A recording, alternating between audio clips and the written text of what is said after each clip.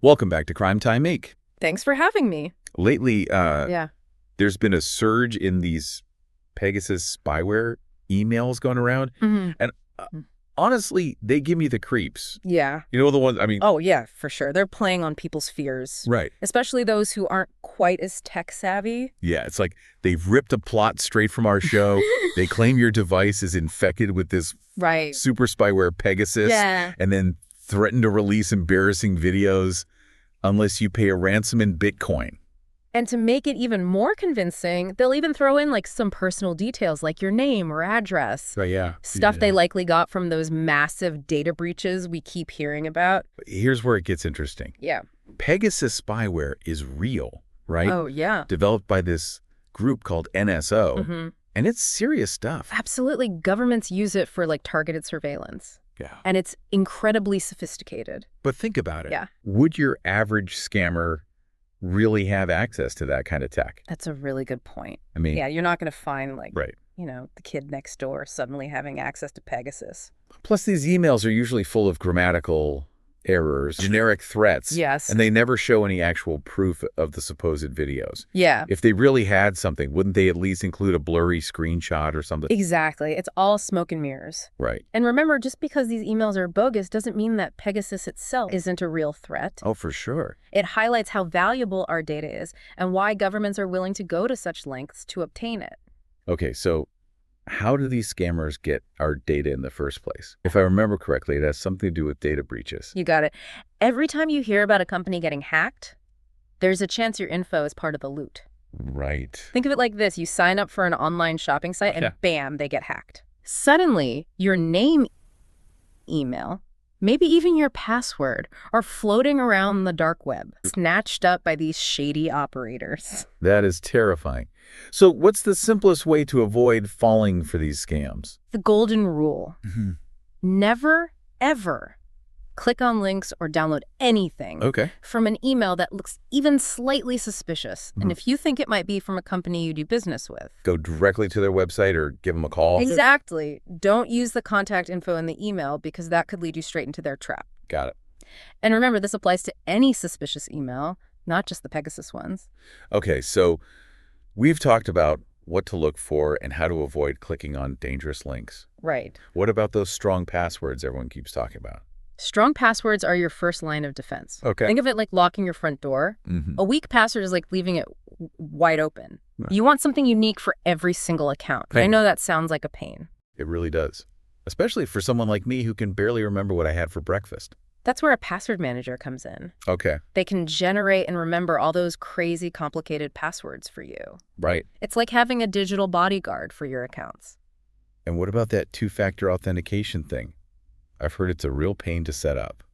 It can be a bit fiddly at first, I'll admit, Yeah. but it's worth the effort. Oh, yeah. It's like adding an extra lock on your door. Right. Even if someone gets hold of your key, your password, Mm-hmm. they still can't get in without that second code, Right. which usually gets sent to your phone. Okay, that makes sense. Yeah. So we've got strong passwords and two-factor authentication. Mm-hmm. What else can people do to protect themselves? Be cautious about what you share online, especially on social media. Okay. Think before you post. Right. It's like leaving your window open, an invitation for trouble. You know, I've always wondered about those annoying software updates. Yeah. Are they really that important? Think of them like patching up holes in your fence. Okay. Each update fixes vulnerabilities that hackers could use to break in. Right. It's essential to stay on top of those. Got it. And while we're on the topic of security, let's talk about VPNs. Yeah. Ever heard of them? Vaguely. Yeah. But I'm not really sure how they work or why I'd need one. Imagine you're sending a postcard with all your private information written on it. Okay. Anyone could read it along the way, right? All right. A VPN is like putting that postcard in a sealed envelope. Right. It creates a secure tunnel for your data, making it much harder for snoopers to see what you're doing online, Yeah. especially on public Wi-Fi. That's a great analogy. Thanks. And what about reporting suspicious emails? Does that actually do anything? Absolutely. By reporting those phishing attempts, Yeah. you're helping to build a stronger defense against them. Think of it as sharing intel with the good guys. Okay. It helps them track down these scammers and protect other potential victims. Okay, so we've covered quite a bit. Strong passwords, two-factor authentication, Being cautious about what we share online, Yeah. keeping our software updated, Right. using a VPN, and reporting any suspicious emails. Yes, It's a lot to remember, it is. but it sounds like these are all crucial steps for anyone who wants to stay safe online. Exactly. It might seem overwhelming, Right. but each step you take adds another layer of protection. Okay. And remember, even tech-savvy people slip up sometimes. Right. The key is to be aware and learn from our mistakes. So let's say the worst happens, Hmm. and you think you might have clicked on something you shouldn't have. Uh-oh. What should you do? That's a great question. I'm a little worried now. And it happens to the best of us. Okay. We'll cover that in the next part of our conversation. That sounds like a good place to stop for now. Welcome back. So we talked about avoiding those nasty phishing emails Right. and creating a fortress of security around our accounts. Right. We did, but as we all know, Yeah. sometimes things slip through the cracks. Exactly. So let's say I clicked on a link I shouldn't have, Uh-oh. or I think my password might have been stolen. Yeah. What should I do? It feels like my digital world is collapsing around me. First, don't panic. It's not the end of the world. Okay. The most important thing is to act quickly. Right. Start by changing your passwords. Okay. And I mean, for every account that could be affected. So not just the account mentioned in the suspicious email. Right. If you've used that same password elsewhere, Yeah. even for something as simple as an online shopping site, Okay. change it everywhere. It's like a domino effect. One compromised account can lead to another. Okay. Passwords changed. What's next? Go through your account settings with a fine-tooth comb. Okay. Check for any unauthorized changes, like a new backup email address or phone number that you don't recognize, and scrutinize your transaction history. Okay. Look for even the smallest charges you didn't make. Yeah. What if I see something fishy? Report it immediately. Most companies have dedicated teams to handle these situations. They can help you lock down your account and investigate what happened. Let's talk about the really scary stuff. Yeah. Bank accounts and credit cards. Yeah. What should people do if they think their financial information might have been compromised? Don't mess around with this one. Okay. Call your bank or credit card company right away. Right. They can monitor your accounts, freeze your cards if needed, and guide you through the next steps. That's right. They deal with this stuff all the time, Yeah. so they know exactly what to do. That's reassuring. Right?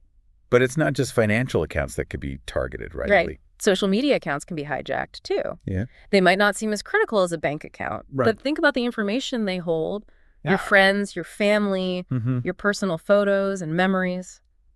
So what should we look out for on our social media accounts? Check your activity log Oh, for any posts or messages you don't remember making. okay. And be wary of direct messages from people you don't know, Right. especially if they ask for personal information or try to get you to click on links. It's like those scammy emails all over again, but this Right. time they're disguised as friendly messages. Exactly.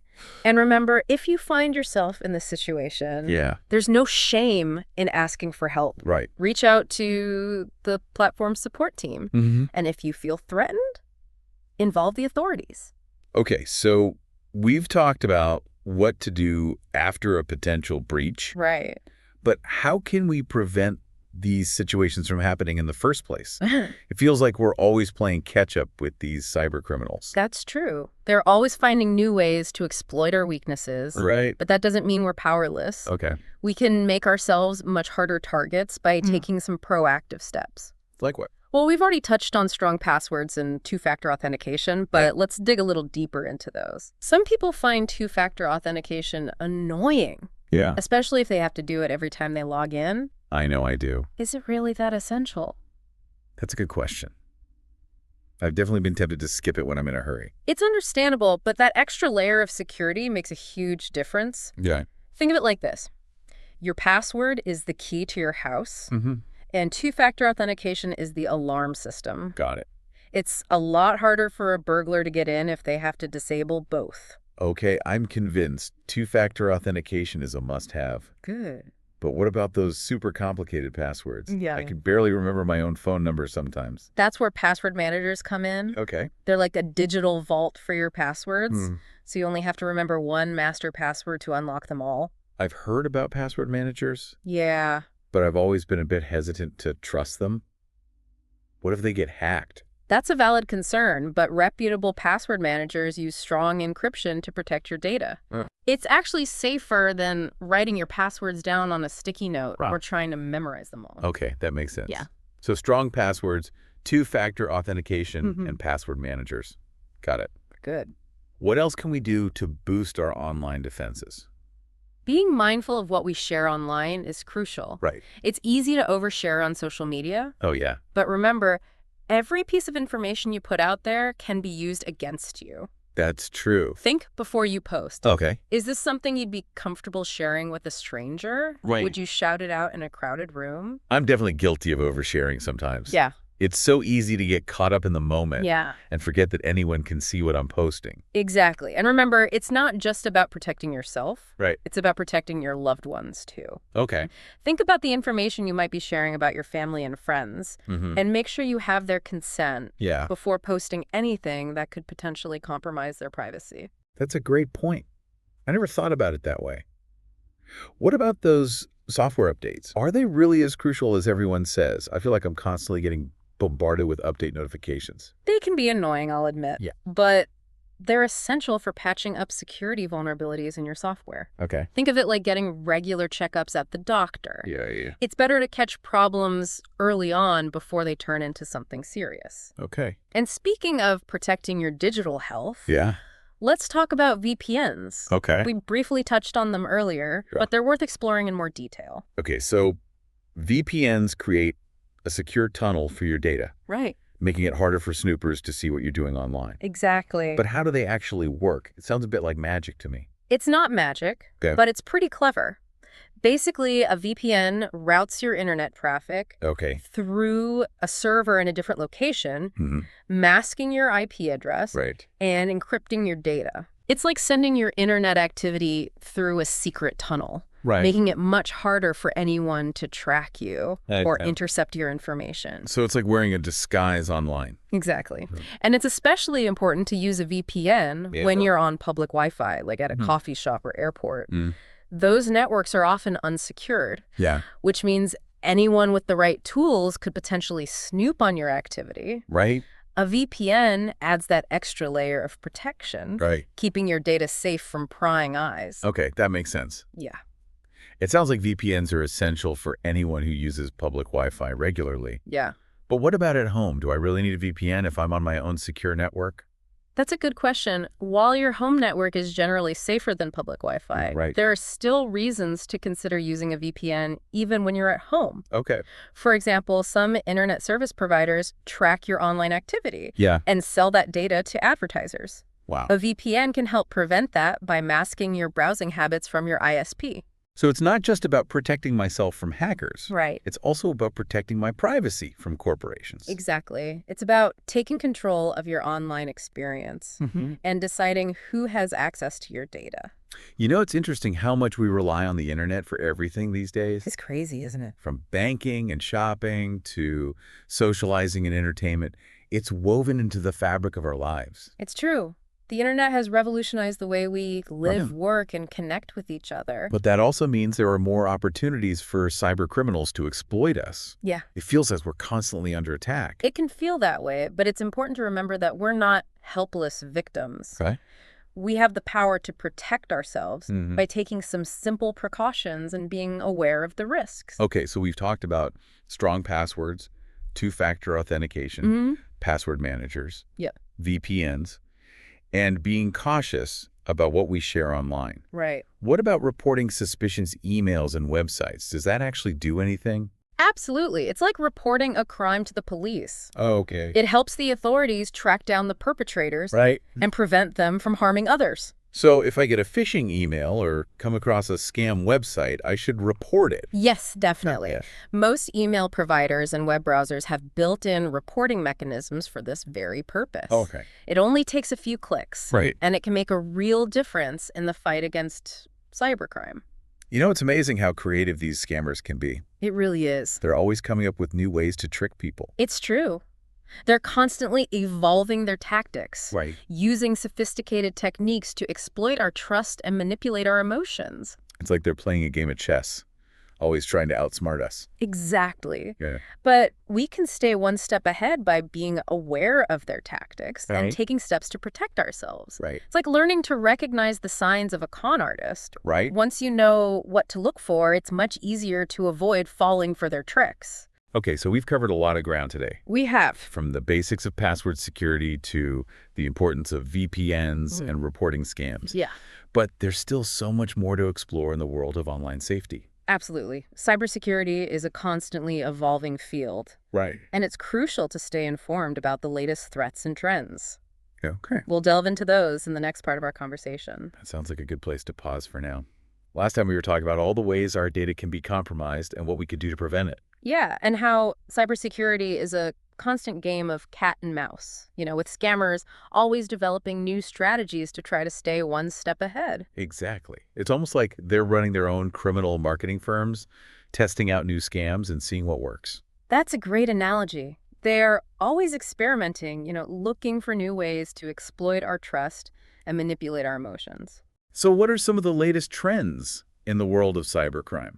What should our listeners be on the lookout for?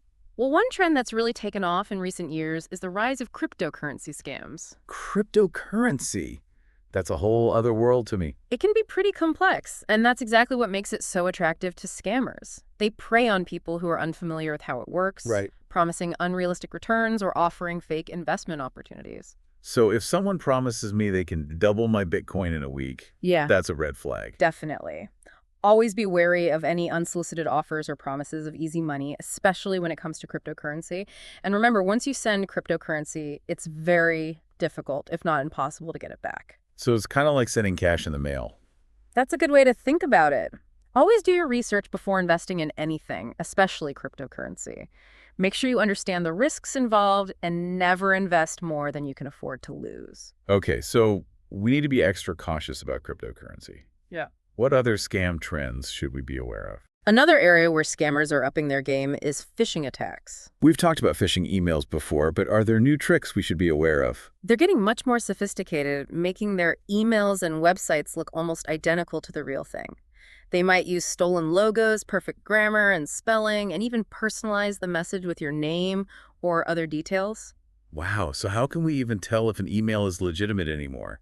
It seems like the scammers are getting so good at mimicking the real deal. It can be tough, but there are still some key things to look for. First, always check the sender's email address carefully. Does it really match the official domain of the company or organization it claims to be from? You mean like if an email appears to be from my bank, but the email address is something strange? That's a bad sign. Exactly. Scammers often use addresses that are very similar to the real thing, but with slight variations or misspellings. And hover over any links before you click on them to see the actual URL they lead to. If it looks suspicious or doesn't match what you'd expect, don't click. Okay, so double check the sender's email address and be wary of suspicious links. What else? Look for any sense of urgency or pressure to act immediately. Legitimate organizations rarely threaten you with account suspension or other dire consequences if you don't click a link or provide information right away. So if an email is demanding I update my password immediately or my account will be locked, that's probably a scam. Most likely, yes. And if you're ever in doubt, contact the organization directly using their official phone number or website. Don't use any contact information provided in the suspicious email itself. It's like we have to become online detectives, constantly scrutinizing every email and website. In a way, yes. But it's worth it to protect yourself from these scams. The more you practice, the better you'll get at spotting the red flags. You know, it's pretty incredible how much damage these scammers can do. They're not just stealing money, they're playing with people's emotions and causing a lot of stress and anxiety. That's absolutely true. It's not just about financial loss, it's about the emotional impact as well. They prey on our fears and vulnerabilities, making us feel helpless and violated. But we're not helpless, are we? We can fight back against these scammers. Absolutely. The more informed we are, the less likely we are to become victims. And by reporting scams, we're helping to protect others as well. So let's recap some of the key takeaways from our conversation today. What are the most important things our listeners should remember to stay safe online? First and foremost, be skeptical. Don't take anything at face value. Always verify information before you click on a link, download a file, or provide any personal information. It's like the old saying, trust but verify. Exactly. And remember, it's okay to be cautious. If something seems too good to be true, it probably is. And if you're ever unsure about something, don't be afraid to ask for help. Right. There's no shame in being cautious. It's better to be safe than sorry. Absolutely. And be proactive about your security. Use strong passwords, enable two-factor authentication, keep your software updated, and be mindful of what you share online. It's a lot to keep in mind, but it sounds like these are all essential steps for anyone who wants to stay safe in today's digital world. They are. And remember, cybersecurity is an ongoing process.